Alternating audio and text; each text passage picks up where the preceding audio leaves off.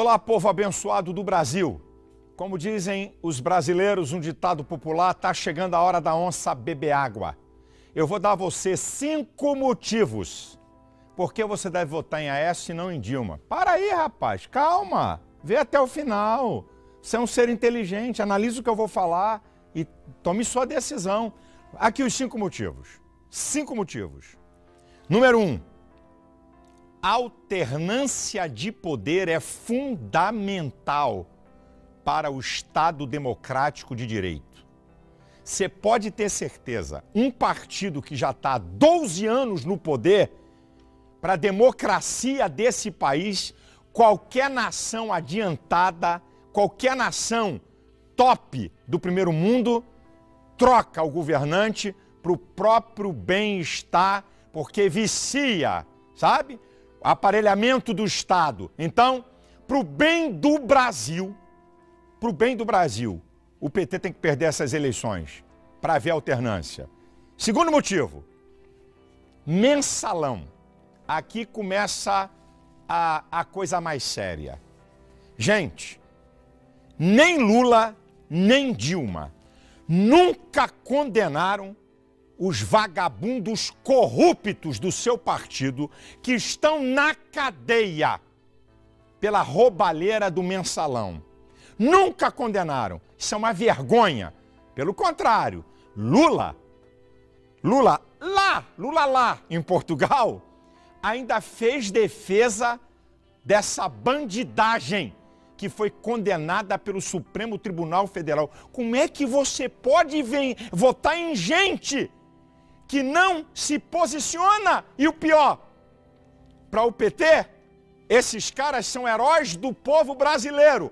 E nenhum deles foi expulso do PT. Nenhum dos caras foram expulsos do PT. Isso é uma vergonha. Isso é uma vergonha. 3, vou dar o terceiro motivo. Terceiro motivo, segura aí. A delação premiada do ladrão da Petrobras foi aceita pela Justiça. Significa, porque o juiz e o Ministério Público pode rejeitar se não tiver consistência. Significa que o que esse cara está falando é a verdade. É uma roubalheira na Petrobras muito maior do que o mensalão, tá? E o PT está envolvido até o pescoço. Hã? Imagina quando essa delação vinha à tona e que um monte de gente está envolvida. Eu não estou dizendo que Dilma está envolvida, porque eu não posso falar isso aqui, que eu não vou ser leviano. Mas deixa eu dizer uma coisa. Se ela não está envolvida, no mínimo, incompetência dela. Ela foi presidente do Conselho de Administração. Ela foi ministra da Casa Civil. E como presidente nomeou esse ladrão vagabundo. Então, aqui está o outro motivo por que você não deve. É o terceiro, votar em Dilma. E agora eu vou para o quarto. Quarto motivo por que você não deve votar em Dilma. Querido, artigo 4º, inciso 8 da Constituição Brasileira. O Brasil repudia o terrorismo e o racismo. O presidente da República deve ser a pessoa mais importante para fazer cumprir a Constituição. Dilma, depois da sua fala na ONU, com jornalistas brasileiros, propôs diálogo. Proposta dela, não, esse negócio de estar atacando os radicais terroristas do Estado Islâmico. Não é nação, não. É um grupo terrorista de assassinos facínoras, fazem decapitação de mulheres, crianças, homens, de maneira cruel e violenta. É uma afronta. 90% dos brasileiros são cristãos. Como é que uma presidente que deve dar o exemplo de fazer cumprir a Constituição fala em diálogo? Esses facínoras são a mesma coisa dos nazistas. Você está achando que deve ter diálogo? Então, se você tivesse na época de Hitler, também era para diálogo? Isso é uma vergonha. Eu estou indignado. E você, que é um cristão, Como é que a presidente pode propor diálogo com os assassinos dos nossos irmãos? E até hoje, eu estou há mais de 20 dias denunciando isso. Ela e o PT quietinho, porque tem as gravações dela propondo e não pode se defender. E a última, porque você não deve votar em Dilma e sim em Aécio. Vou dar aqui a última. Sabe qual é? Sabe por que tudo está acontecendo aqui no Brasil de bom? Por uma coisa que o PT foi contra, o Plano Real. Você sabe quanto era a inflação? 980. Quem se lembra aí? Os garotos novos não sabem. Quem se lembra? Todo dia no mercado era um preço, era uma coisa de maluco. Não tinha dinheiro para o trabalhador. Quem é que deu o Plano Real? Que o Lula e o PT foram contra. Ok? E que deu a estabilidade política no país, econômica. E outra, o seu Lula disse que os programas sociais que começaram no governo FHC e que foi ampliado pelo PT, sabe o que o Lula disse? Disse que era programa para produzir vagabundo. Assiste aí. Alguns dizem assim, o Bolsa Família é uma esmola. O Bolsa Família é assistencialismo. O Bolsa Família é demagogia. E vai por aí afora. Tem gente tão imbecil, tão ignorante, que ainda fala, o Bolsa Família é para deixar as pessoas preguiçosas, porque quem é Bolsa Família não quer mais trabalhar. Olha, lamentavelmente, no Brasil, o voto não é ideológico. Lamentavelmente, as pessoas não votam partidariamente. E, lamentavelmente, você tem uma parte da sociedade que, pelo alto grau de empobrecimento, ela é conduzida a pensar pelo estômago e não pela cabeça. É por isso que se distribui tanta cesta básica. É por isso que se distribui tanto ticket de leite. Porque isso, na verdade, é uma peça de troca em época de eleição. E assim, você despolitiza o processo eleitoral, você trata o povo mais pobre da mesma forma que Cabral tratou os índios quando chegou no Brasil, né, tentando distribuir bijuterias, espelho para ganhar os índios, ele distribui alimento. Você tem como lógica manter a política de dominação que é secular no Brasil. Você ouviu bem, queridão? Você viu bem aí? Quando é os outros, eles dizem que não presta. Quando é a vez deles, é o melhor do mundo. Meu irmão, isso é o que tem de mais pobre, de mais medíocre, de mais nojento na política. É desmerecer os outros. E outra, daqui a pouco, Dilma, vocês vão ver aí a campanha. Só vai faltar botar a culpa em Getúlio Vargas. Porque tudo que é ruim, eles põem a culpa nos outros. E tudo que é bom é eles. Tá pensando que o povo é otário e idiota. Chega de PT. Chega de Dilma. Tá na hora do Brasil dar uma resposta, tá? Os escândalos de corrupção mais terríveis da história política brasileira foram produzidos por eles. Chega! Chega de PT. Para presidente Aécio 45. Deus abençoe o Brasil. Deus abençoe você. Deus abençoe sua família.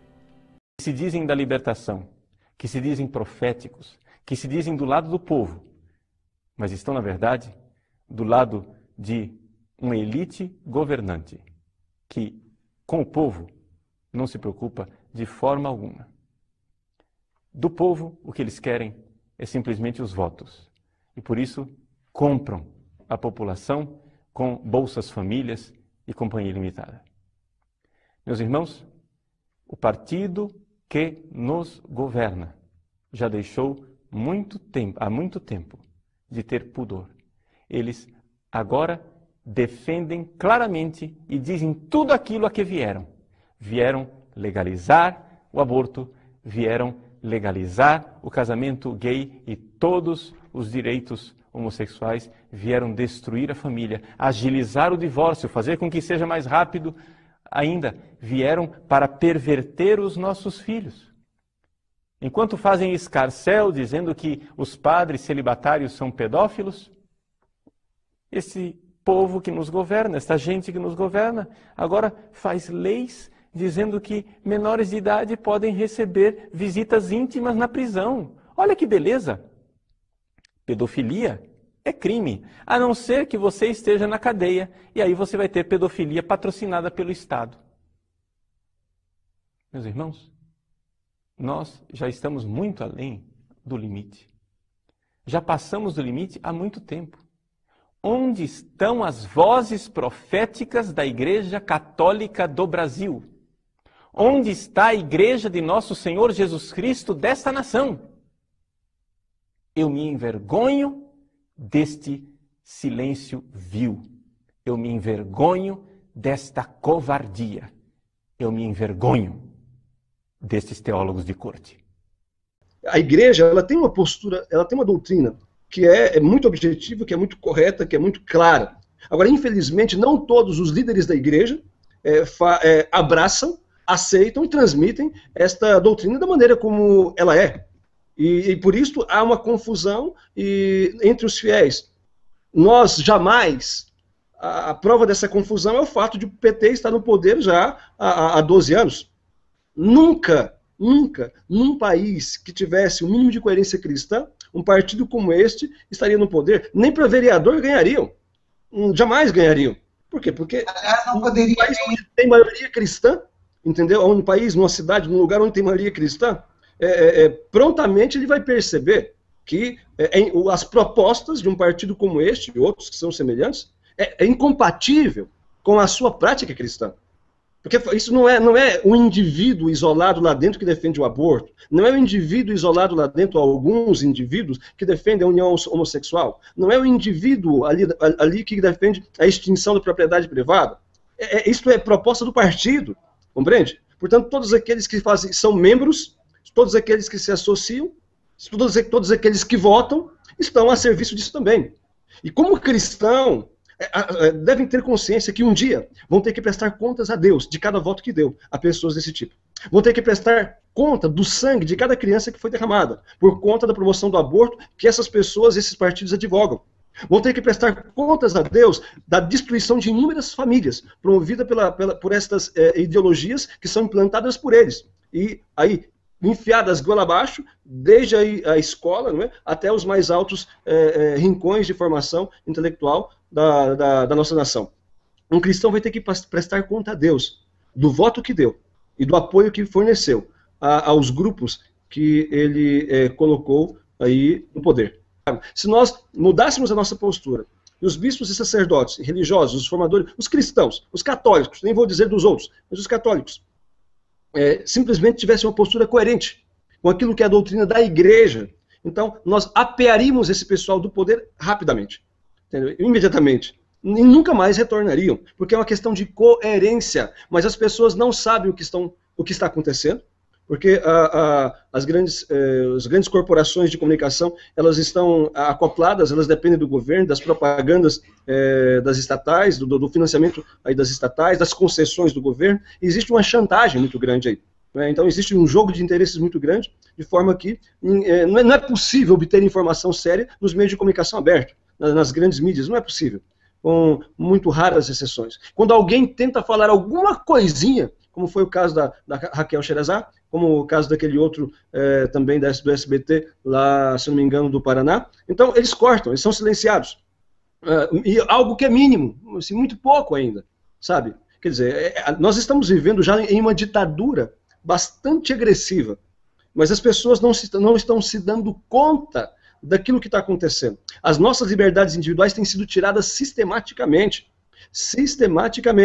E as pessoas iludidas aí com bolsa isso e bolsa aquilo, acabam ainda dando continuidade. Mas existem alguns sinais aí de cansaço desta situação.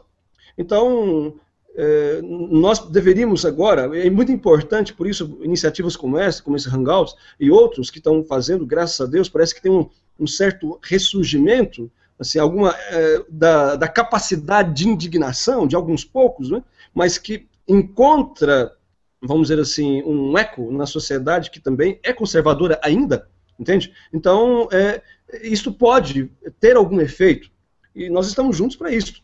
Então, o que acontece? Seria muito importante conscientizar e depois motivar as pessoas a uma militância realmente cristã.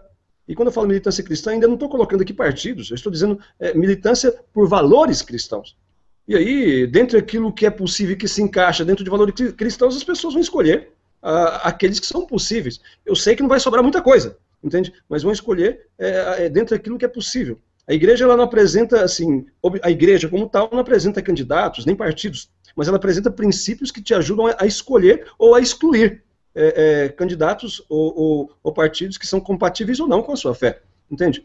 Exemplificando aqui bem para aqueles que estão escutando. Por exemplo, jamais, eu quero dizer de novo, jamais um cristão, um católico, pode ser do PT, do PCdoB, entendeu? Do PSTU, PSOL e outros partidos comunistas, entende? E que defendem essas bandeiras. Não é possível que uma pessoa pertença a esses partidos ou vote em candidatos desses partidos e depois vá à missa, vá à fila de comunhão. Não tem como, entendeu?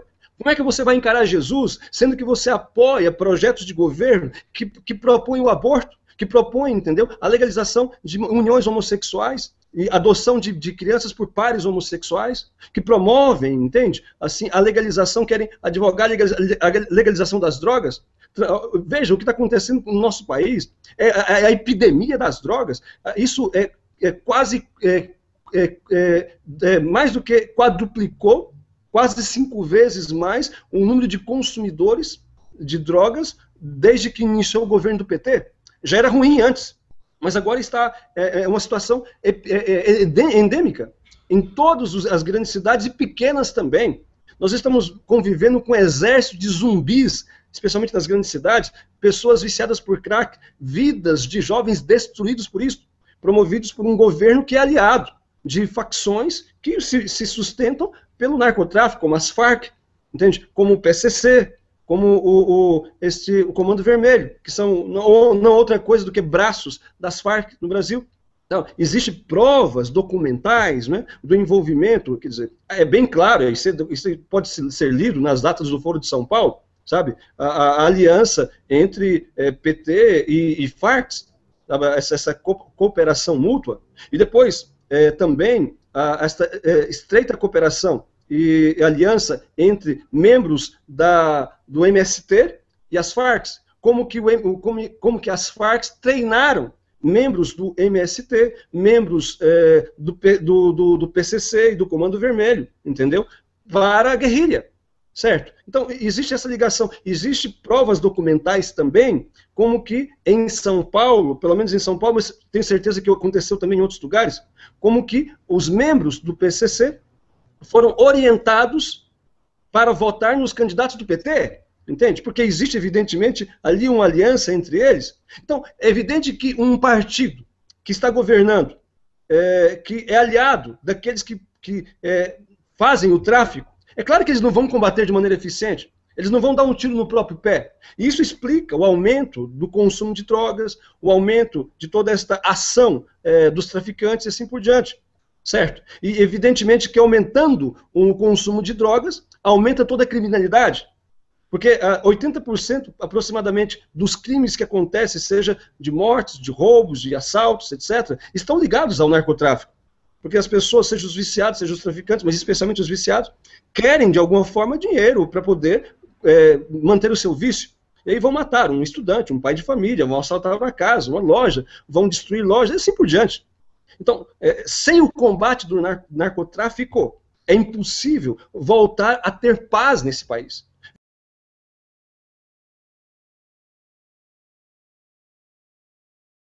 A palavra de Deus usa uma expressão que às vezes a gente lê e não entende muito o sentido dela. A palavra é iniquidade. O que é iniquidade? Iniquidade é quando a gente está tão acostumado ao pecado que o pecado a gente não tem mais vergonha de cometê-lo. E ele passa a ser algo tremendamente natural na nossa vida. E a Bíblia diz que quando a iniquidade chega, ou seja, o coração do homem está tão endurecido que ele não se envergonha mais do pecado, e ele não pode reconhecer nem que aqui alguma determinada ação é pecado, é tempo que Deus tem que julgar a sua terra, julgar o seu povo, julgar uma nação.